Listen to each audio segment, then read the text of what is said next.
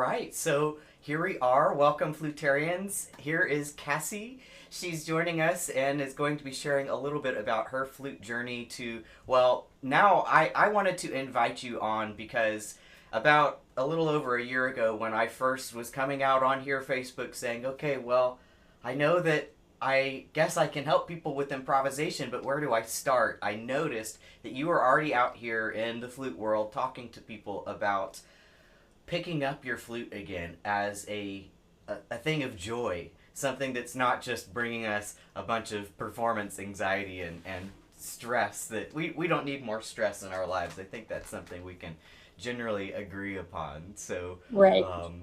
I would love to hear a little bit about your flute story, like how you started, how you ended up where you are, and I'm curious to hear the origin story of the flute reboot name. I love that. It's like the villain origin story. No, actually, and before I dive into that, I want to say that I love kind of the approach that you take as far as improv and it I end up recommending people to your group all the time because it just fits so much just right in there with what I talk about as far as, you know, letting it kind of take over and the joy and, following your instincts and that kind of thing. And I love it. So as far as how I got here, after I finished my music degree, I went through a whole bunch of what I refer to as teacher trauma, where I, had a teacher that was not super kind given some of the circumstances that I was dealing with and some peers and whatnot that did not show empathy at all. And I got super burnout as a result. I was pushing myself too hard and I quit my flute entirely. Mm. I just put it down. And looking back, as much as I wish that I hadn't done that, it's part of who I am and it's part of my journey. And I, about 4 years later, I was working at a company called Sweetwater Sound. You might be familiar. And I just got that itch. I was tired of selling guitars. I was tired of selling recording equipment. I really just wanted to play my flute again. So I was lucky enough through that organization to be able to pick my flute back up through an incredible teacher, who really, while during our lessons, dove into how I quit, how I came to quit, why I quit, the burnout aspect, because she was very mental health focused. And I remember I was picking up an old piece that I was playing while, at the time that I quit. And I said, I would like to play this piece. This is what I would like to work on right now. And I started to play it for her. And within about 10 seconds, she asked me to stop. And I really thought that I was just playing so badly that she's like, please do not accost my ears any further. But she asked me to stop and I said, okay, what do I do? She's like, let's play something different. Let's find something different. And I just kind of let that be until a few years later, I had a chance to ask her. I said, why did you make me stop? And she said, because I physically saw the trauma coming forward in your body while you were playing this piece that clearly was, had some sort of traumatic significance to you. And I did not realize just how much I appreciated that until that moment. Because she was absolutely right. I had so much trauma attached to that. I was, and I was not going to move forward in that piece because of that trauma. So as I started, climbing out of my, 4 years of not playing my flute with the help of this teacher, I eventually decided that I wanted to teach. And then I started this flute reboot group, mainly because I realized that every time I talked about that, every time I played my flute for somebody, there was somebody that said, wow, I wish that I had kept playing my flute. Or I tried to pick up my flute again and I just didn't get anywhere with it. And I felt like a lot of it had to do with one, that trauma, the trauma and the burnout that led to people to quit, because that happens more often than we think. And I wanted people to be able to start their flute back a with support. I know that not everybody has the ability to have a teacher right there next to them, and not everybody has the ability to have a teacher that, was so mental health focused like I did. So, just having the support of people in the group, having the support and knowing that they're not going to be judged, that even though they don't sound the way that they did when they quit, it's okay. We've all been there. And I think just having that, I like to think just having that has helped people kind of push forward. I know that it certainly helped me push forward in my journey. Just watching some of the group members has been so inspiring to me. Yeah, so that's kind of how we ended up here. Long story long. Well, thanks for sharing that. Gosh, when I'm thinking about the word reboot, I think of this silly little Netflix original series called Home. It's an animated show. Y'all, sometimes we're traumatized by things that seem normal to us at the time, and we just don't realize until later that actually we're carrying some baggage from that. Like for me, I think maybe the movie 28 Days Later scarred me, and I had like nightmares about that movie. And one of the things that I've had to learn about my personal boundaries as me as an adult is that I don't want to need to watch scary movies at all if I don't want to, and especially not before bed. And so if I need something to kind of change, to lighten things up before bed, I watch something like cartoons. And Home is very funny. One of their episodes is about how the internet stops working and everyone's going bonkers. Life is going to be crazy. And the moral of the story is, did you try turning it off and turning it back on again? I love And that. um,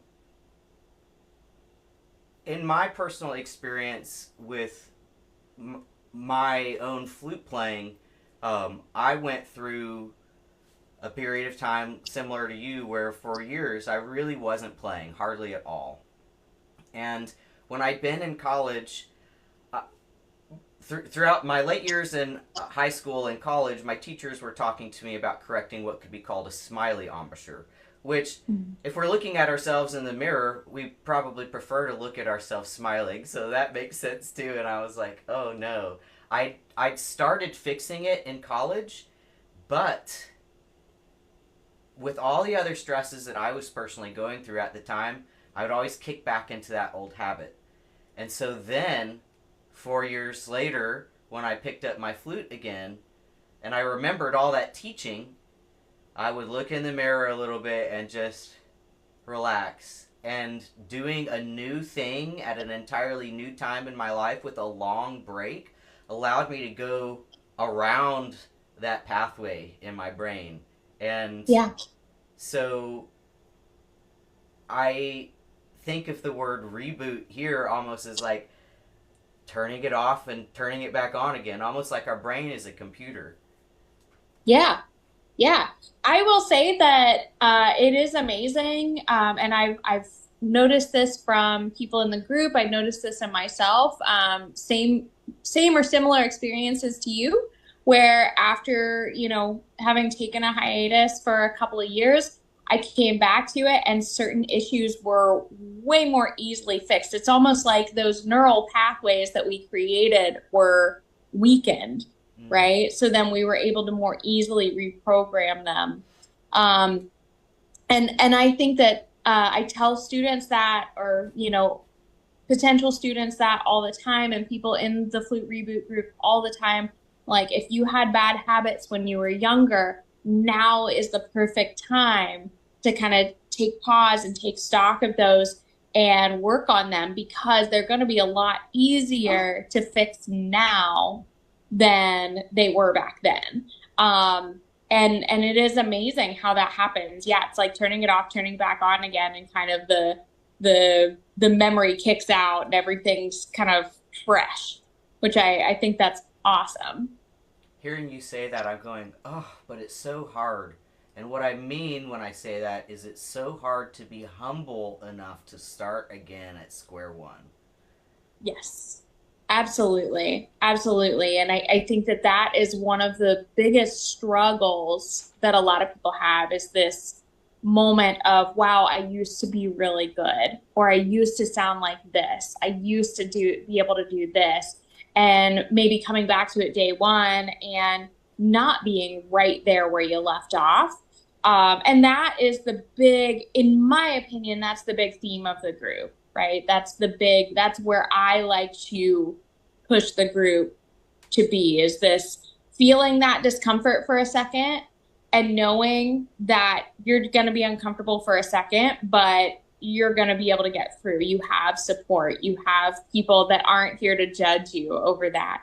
Because I think that was the hardest thing for me was feeling like I was going to be judged by my peers over the fact that I was not where I left off, or I was 4 years behind where I should have been because I wasn't actively working on things.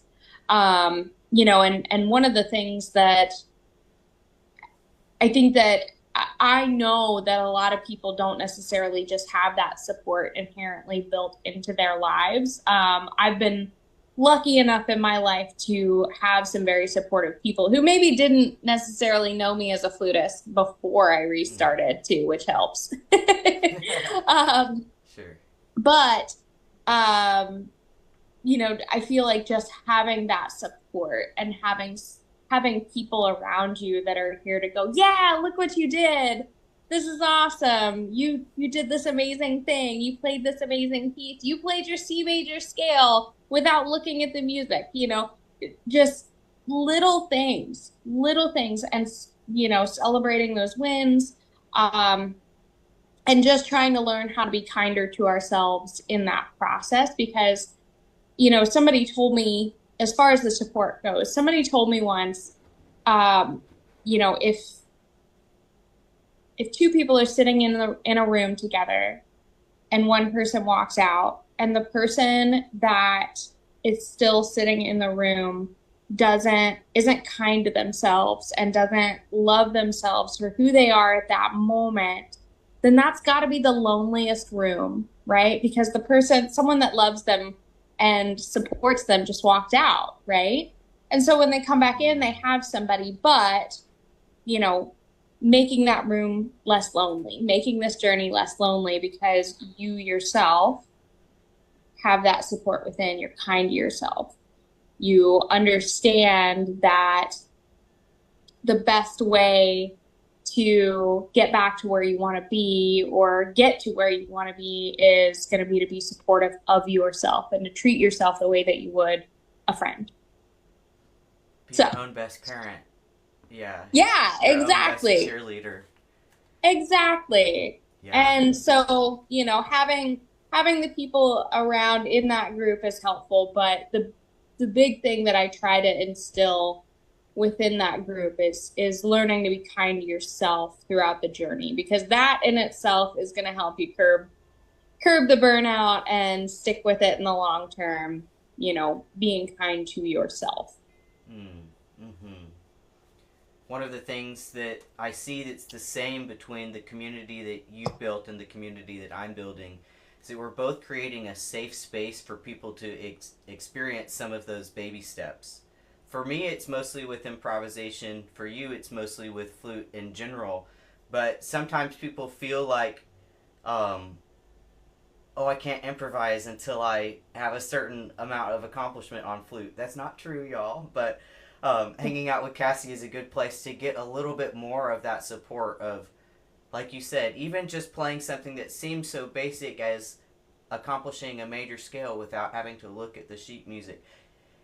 I promise you, you go to any other random place, you're probably the only person in the room who can play a C major scale on the flute. That is something to celebrate. Right. So, Exactly. um, and it kind of warms my heart to hear you talk about this stuff, about the flutist as a whole person. And I'm very much reminded of two different sessions I went to at the NFA convention last week. The first one was a conversation about focal dystonia, which could be described as like a nerve disorder where either your hands or your embouchure can't, the muscles and ligaments don't perform like you need them to play flute. And the other one was a conversation about, well, in my brain, I put it as kind teaching, like kind parenting. I don't remember the exact name of the session, but it was about gentle teaching. And gosh, there must be some really mean flute teachers out there. I don't think I've interacted with any of them personally, but it in the gentle teaching one, they were talking about a new way where we don't necessarily have to be telling someone over and over and over again, you did that wrong, do it this way instead. And in the focal dystonia class or discussion, one of the things that I thought was profound was they were talking about the psychological impact of that condition. For some people, it's more psychological. For some people, it's more physical. For most people, it's a combination of both. And so we were talking a little bit earlier, you and me, about this idea of neuroplasticity and like a straight pathway in the brain going one way or going around. And one of the things that they said in the focal dystonia class was you can get these little micro traumas from being told you're wrong. Week, lesson after lesson after lesson, 10, 20 years of that, you're going to start feeling like you're wrong. And also they mentioned improvisation as a way to go around, which it was what I was thinking of when you said you thought your teacher asked you to stop playing because you just sounded terrible and you were an assault on their ears. But what she saw or he saw was that your neural pathway just got ignited back to that moment 5 years ago when somebody was hurting your feelings and you felt like the fight or flight response was engaged, and so it immediately got engaged the same moment that you picked up the same piece of music. So it's unfortunate that you thought for years that that was because your teacher thought you sounded bad. But I'm glad you got to clear it up later. Yeah, Yeah. yeah. And it's funny because that conversation happened after I was teaching. Mm-hmm. And I was just sat down with her and got coffee, and we were just kind of discussing because she was watching what I was doing online and she's like, I love, where you're headed and where your head is at. And I said, I asked her about that. I said, just from a teacher's perspective, what happened there? And I was like, I don't even know if you'd remember this moment, but it was a big moment for me. What happened? And she's like, oh, the trauma was just there. Just like you could see it. And it just everything clicked in my head at that moment. I'm like, oh, oh.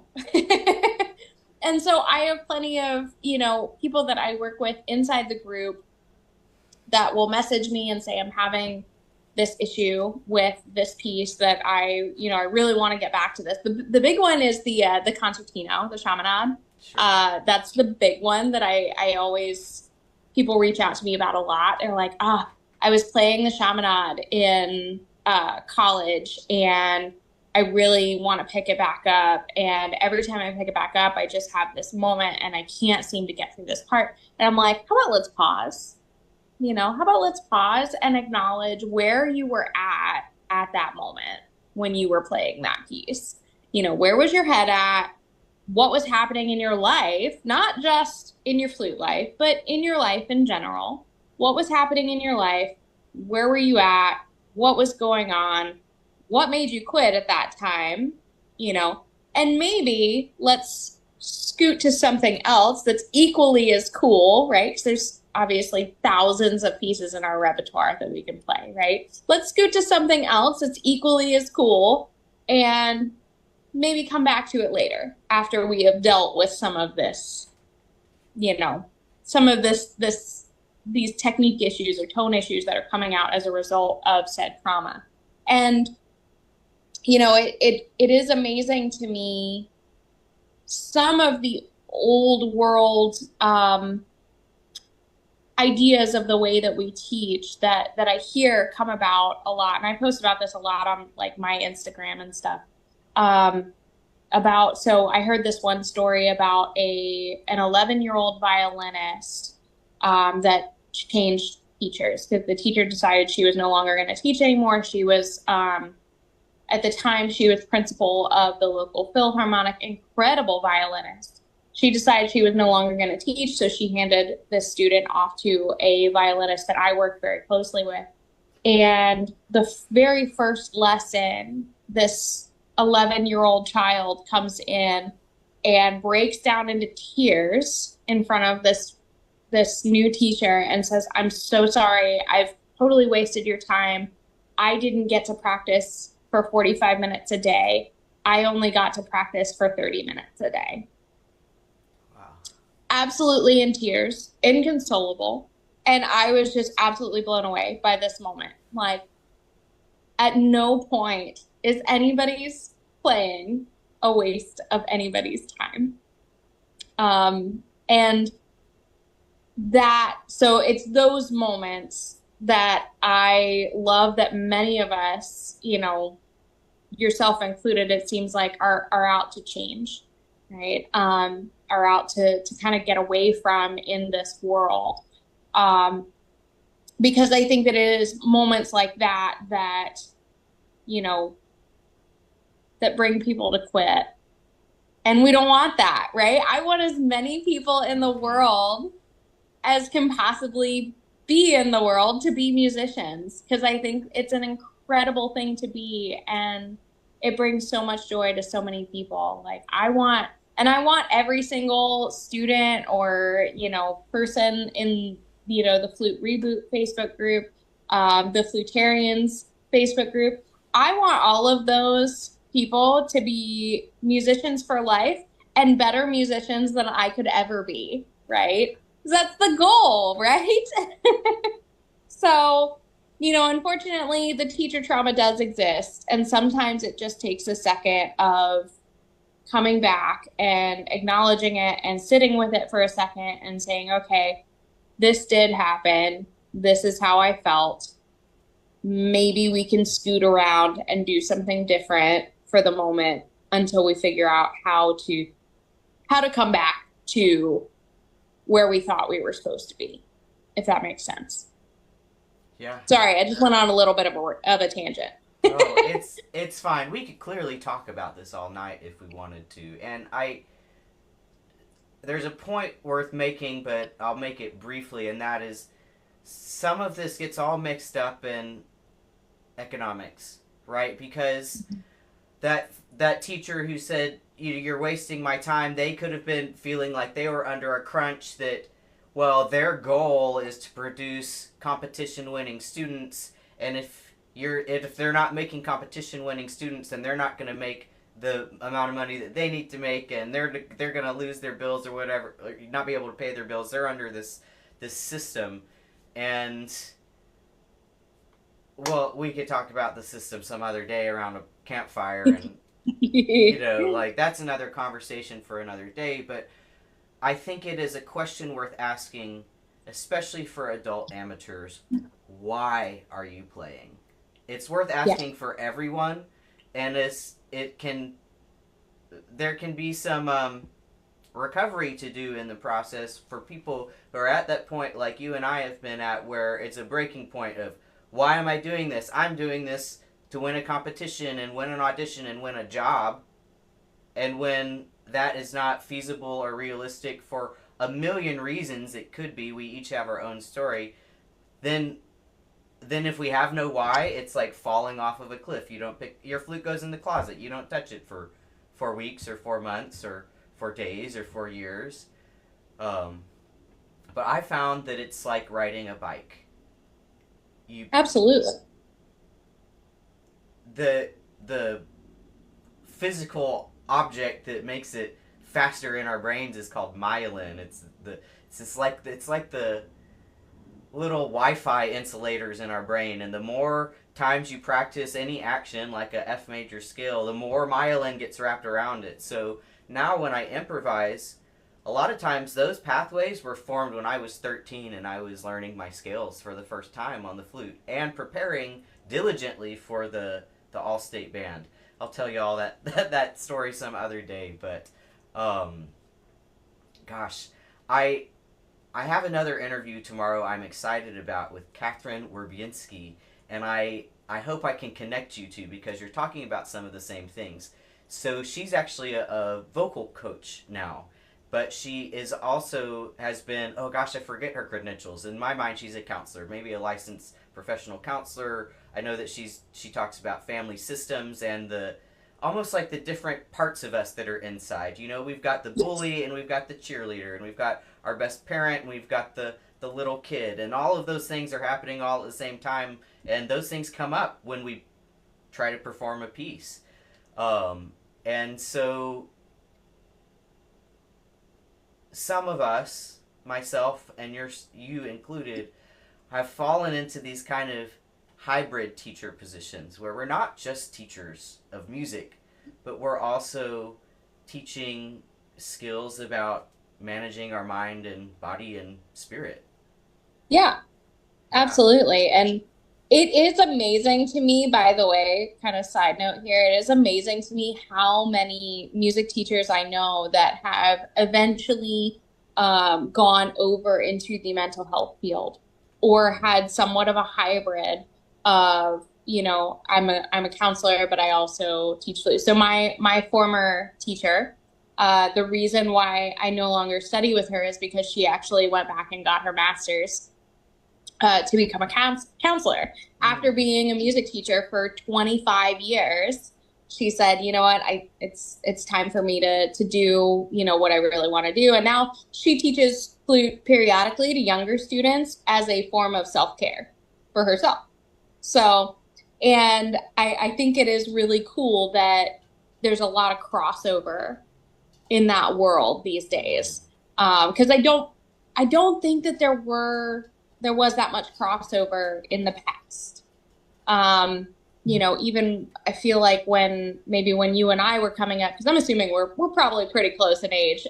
Even when you and I were coming up as young musicians, I don't think that there was as much crossover in the mental health, soft skills, managing emotions, managing burnout and disappointment. I don't think that that stuff was as talked about in, music education as it is now. And I think it's really cool that we're heading in that direction, that's kind of, we're seeing a lot more crossover. Yeah. Well, sometimes the historian in me wonders, how did we get there to that point 50 or 100 years ago where music was like learning math? Hmm. Very, very, very much, you know, black lines on a page, um, to now where, gosh, it's hard to tell. It's hard to sometimes talk about these without telling my story. I think I've shared my story with you some before, but long story short, I rediscovered flute and specifically improvisation through playing along with my dad's favorite songs. My dad died when I was in college, and that confluence of events of going to an extreme competition scenario and personal trauma just utterly crushed my interest in or will to compete. And then I started hearing his songs, and I want to play along with him, and um, it was therapeutic for me.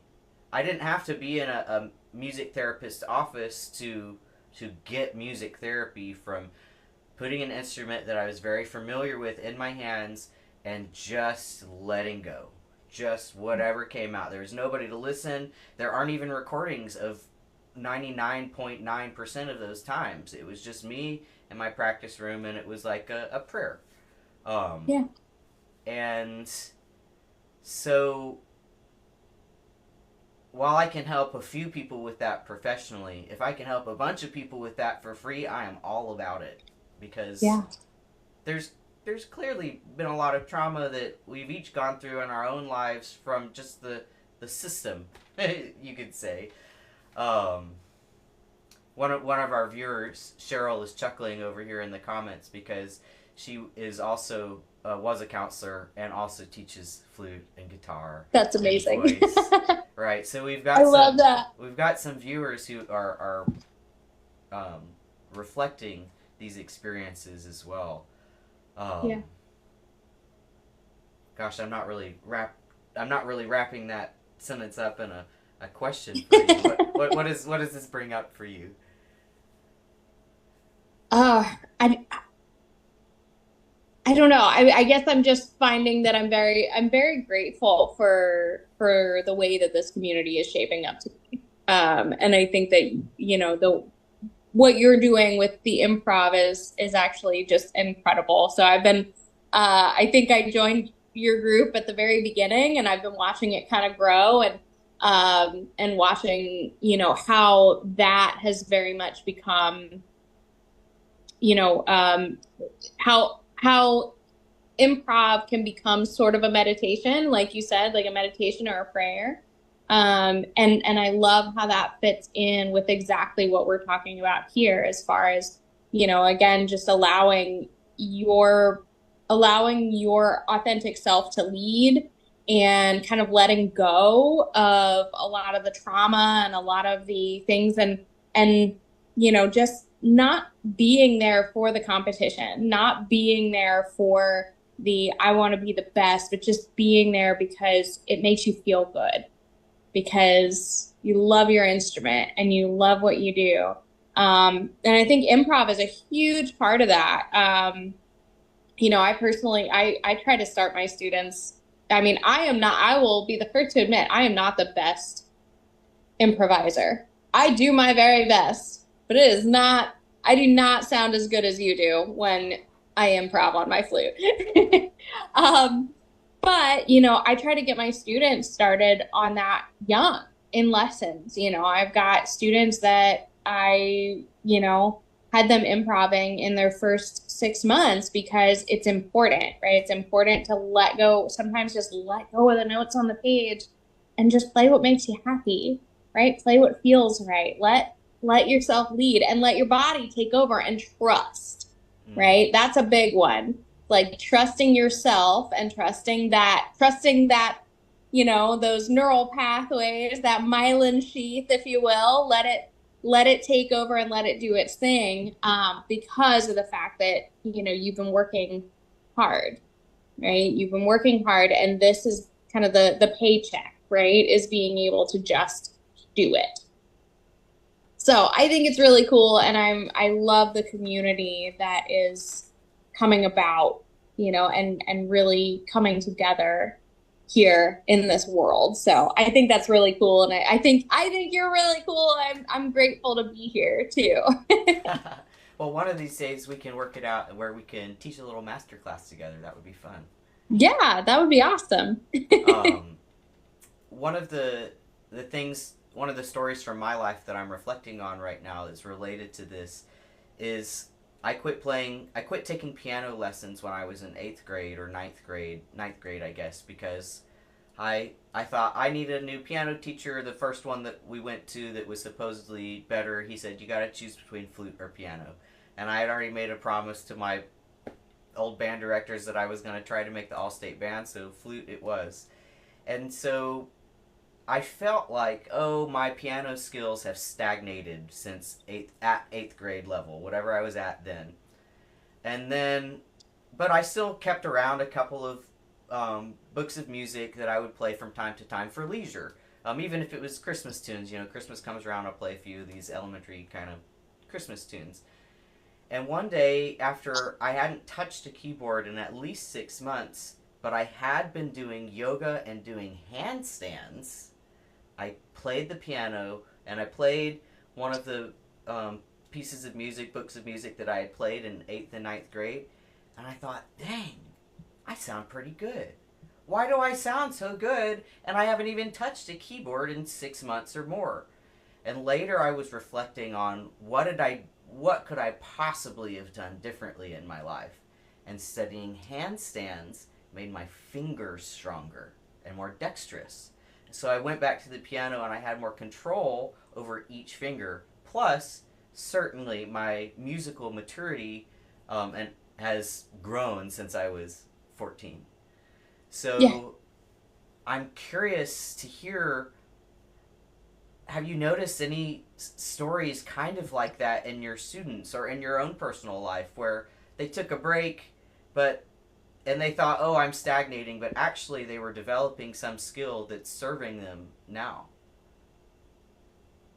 If you can believe it, horseback riding was one of the things. So I actually sat in. So I have several students that have ridden horses, and I used to ride horses growing up. I at one point before I decided I wanted to be a flutist, I decided I wanted to be a 3-day eventer, like riding horses. I unfortunately got injured in the process and, was not able to continue.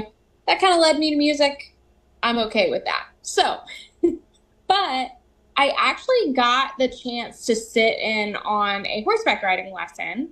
And I wondered why there was a connection between the students that took horseback riding and like just really good form. Hmm. And honestly, because of my background horseback riding, I probably should have known the answer to this, but I got a chance to sit in on a horseback riding lesson probably about 6 months ago. And I remember hearing all the things that I say to myself about the way that my body is functioning and, was that so one thing that I say to my students all the time about like gripping is hold your flute like you would a baby bird. You don't want to let it go, you don't want to let it get away, but you don't want to hurt it, right?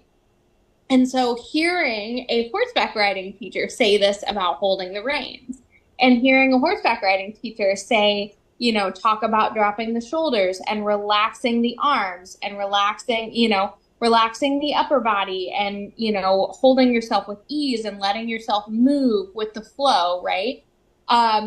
It was amazing to me how many things I heard that horseback riding teacher say that I say in my own teaching all the time.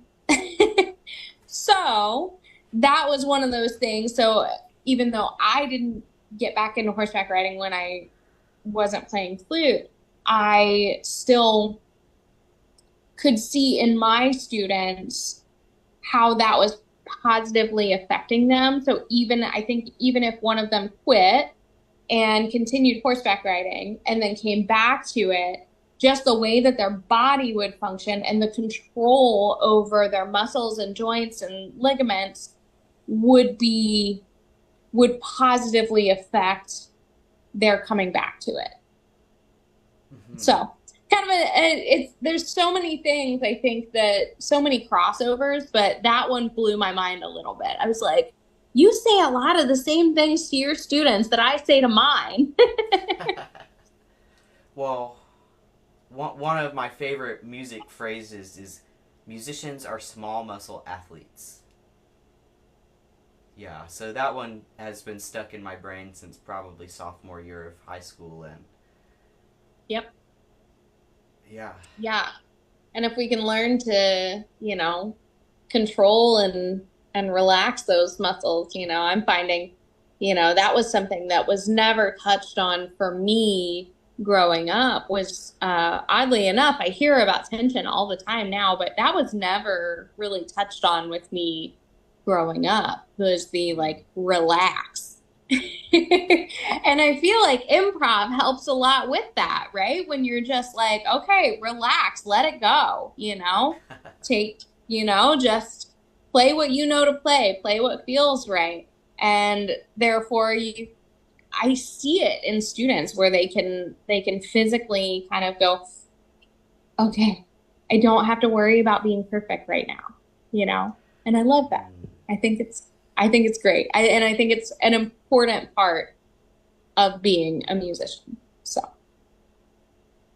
Moral of the story: improvise for at least 30 seconds in your practice yes. sessions.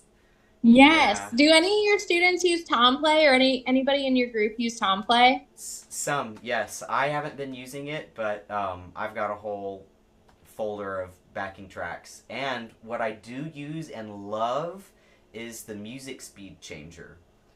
It's an Yeah. extension. It's a app that you can download, and any song that you have downloaded, you can change the rhythm or like the speed of it and the pitch. So Nice. one of the things that my brother told me when I was a young flutist was he was encouraging me already to learn things in all 12 keys. And it Mhm. wasn't until I really started improvising that I realized how extremely valuable that was. And so this, anytime I'm doing a song study, I download it and play it in all 12 keys as slow as I Yeah. need to be able to play it exactly as it's supposed to be, like if I'm copying a singer. There's another Yeah. one that works on YouTube. It's a Chrome extension called Transpose. Highly recommend it. Nice. I'll have to check that out. Yeah, I like so I have the way that I've kind of broken some of my students into improv is using Tom Play and just using the like, certain songs have, play with the notes or play with the improv track. And one thing that I like, at least in the very beginning, and I don't encourage this later, like later I'm like, okay, we're gonna look away. But in the very beginning, it's nice because it gives you the chords. It tells you what chord. And so um, that's a helpful, like, I don't know, I guess little like guardrail for my students. And they're just like, let me hang on to this for a second. And then eventually I'll let go of it. And I love that.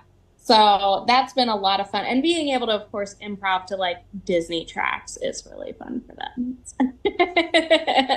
And fun for me. Can't can't be mad Yeah. about the Disney tunes. Alan Menken's amazing. We all know that. If y'all can see the chords, the cheat sheet or the safety bars, just if you read the letter of the chord, just play that note. You could play some different rhythms and you'll be all right. That's pretty much what I tell them. Like, okay, so it tells you, it, and it does like actually write out the chord too. Oh, So I'm cool. like, once you get a little bit more, you're feeling a little better, then you can start looking at the notes and pick one of those notes and change up the rhythm and play around. So it's baby Baby steps, right? steps, yeah. And I haven't quite launched it yet, but you could stay tuned. I'm going to launch a modes mastery sort of thing that's going to be two songs that we know and love. And I discovered that Let It Go from Frozen is in A flat. So if y'all want some A flat or F minor modes practice to one of your favorite Disney tunes, stay tuned. I'll let you know when it's happening. Nice. I love that. Do you have any other maybe quick little tips for adult amateurs? I mean, I think that the big one is just be so kind to yourself. And be kind to yourself and on a more technical side, find an etude regimen. Find a good solid etude regimen to run through and don't get so hung up on those etudes either. I like to take the approach of, I'm practicing an etude and I work on it I give myself kind of a time limit. I'm like, I'm going to work on this for a week, maximum 2 weeks, and then I'm going to move on. If it's not perfect, I'll revisit it later. But the idea is to learn from an etude, right? To learn certain skills and, getting hung up on it can make it a little stale and kind of, you know, uh, put fuel towards that burnout that we've talked about a little bit here. But finding an etude regimen, is gonna help you kind of, move forward and get back to or where you initially saw yourself a little bit faster, in my opinion, than just running random repertoire for sure. Mm-hmm. So that's what I tell, especially all of my adult students. I'm like, if you do nothing else, find yourself a solid etude book or a couple of books that you're going to run through progressively and just go, play with it, have fun with it. Mm. And third, have fun with it. All right. Enjoy it. Yeah. I was just thinking kind of the flip side of what your number two was, and it was more or less have fun with it. So I think it's great that you said Yeah. that. Yeah, we Um, gotta we gotta balance the fun, for sure. And that is, I would argue that the fun takes priority for Yeah. most. I'm thinking of another parallel to sports, like thinking about the basketball players I see at the gym. They're not playing professionally, but they're playing because they enjoy it. It's called playing because it's supposed to be fun. Yeah. But if they don't do some scales and etudes in the gym, stretching, strengthening on, just 20 or 30 minutes every other day or whatever, a couple times a week, they're not going to have as much fun playing basketball. They're not going to be as injury free. And so it's the same in what we're doing. With the Yeah. improvisation, there are some etudes and exercises that when we practice them, it's kind of like reading the flute dictionary. You got to learn the words before you can remix them into your own sentences. Yeah. I And love those analogies. Yeah. yeah, and I'm I'm glad for the reminder to all of us to choose an etude book and set a time, 1 week or 2 weeks or a month, whatever your pace is, and learn it as best you can and then move on.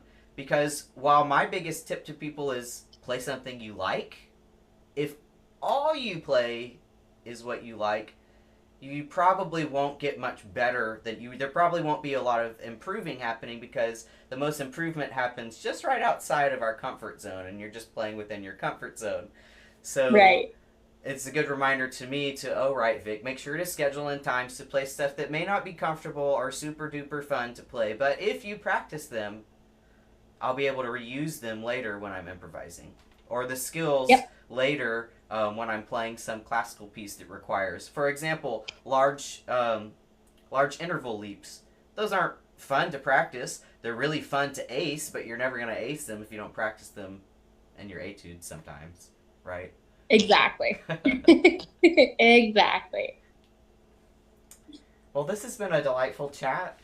Is there anything else you'd like to share with us before we start moving on with our, what is today, Monday? Tuesday?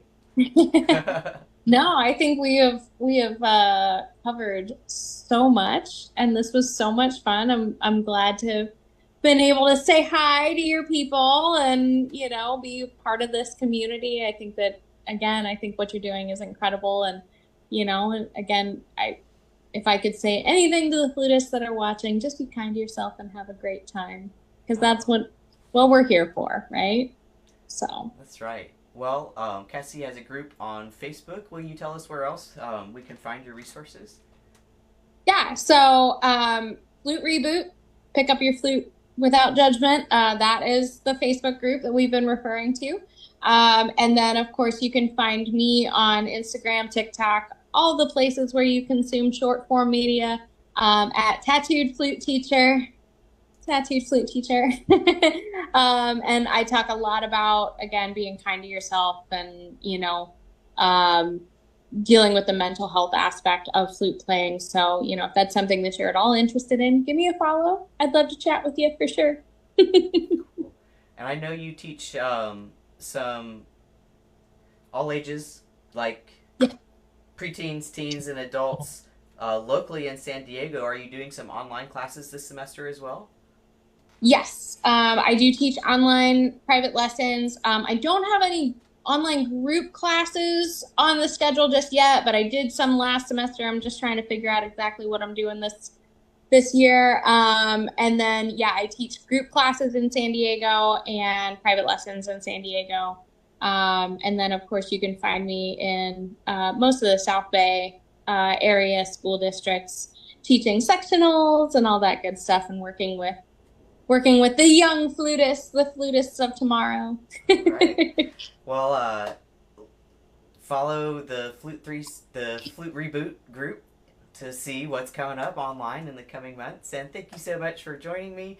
Goodbye to my Flutarians who are watching now or in the future. And have a great rest of the day and week, y'all. Cheers.